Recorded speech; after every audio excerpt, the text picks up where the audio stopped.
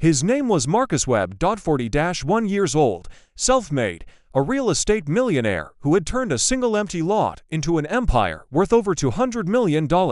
Every morning, he woke up on the 14th floor of one of the most expensive hotels in the city. Floor-to-ceiling windows, a view that stretched all the way to the harbor, and every morning, he stood at that window, coffee in hand, and looked down at the streets below. He saw the cars, the traffic, the rush, but he never really saw the people. It was a Tuesday in November when everything changed. Marcus stepped into the hotel elevator, briefcase in one hand, phone in the other. He was already late for a meeting. The doors were about to close when a man slipped inside. He was wearing a torn jacket. His shoes were held together with tape.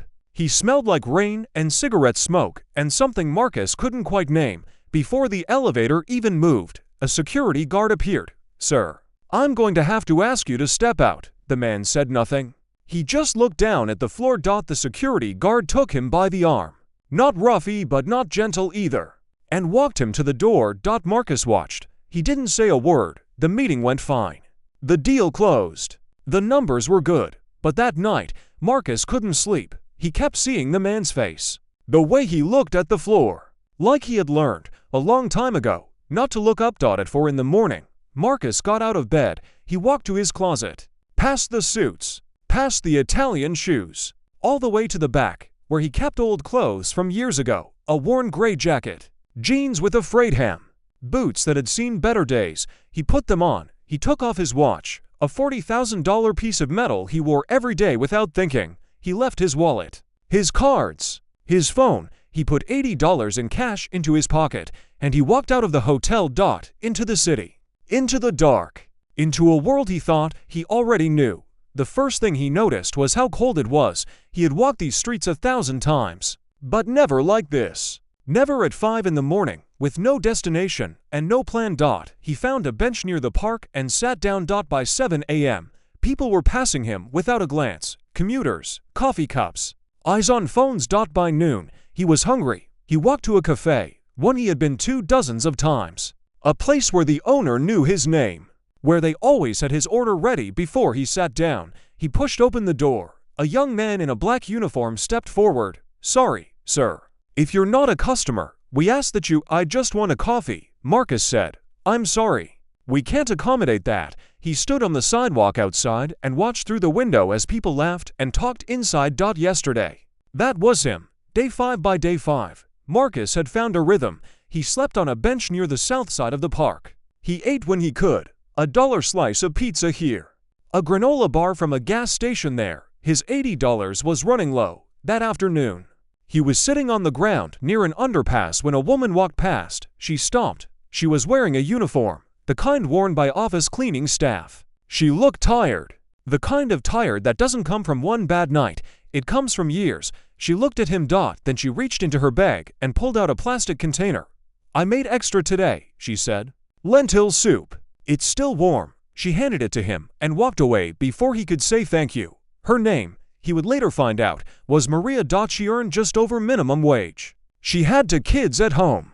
She made her lunch every day to save money, and she gave it to a stranger on the street. Day 10. By day 10, the cold had become something Marcus wore like a second skin. He had stopped noticing the stares. He had stopped flinching when people crossed the street to avoid him. But on day 10, a group of young men stopped in front of him. They laughed, said things, filmed it on their phones. Marcus sat completely still, not because he was afraid, but because he realized there was nothing he could do. No authority to appeal to, no position to stand behind. For the first time in 20 years, Marcus Webb had no power at all. And that feeling, that hollow, exposed feeling, stayed with him long after they walked away. Day 15. Maria came back. Marcus wasn't sure she would.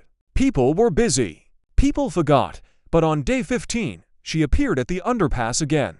This time, she had a blanket, old but clean, folded neatly. "I thought about you last week," she said simply. She didn't ask for his name.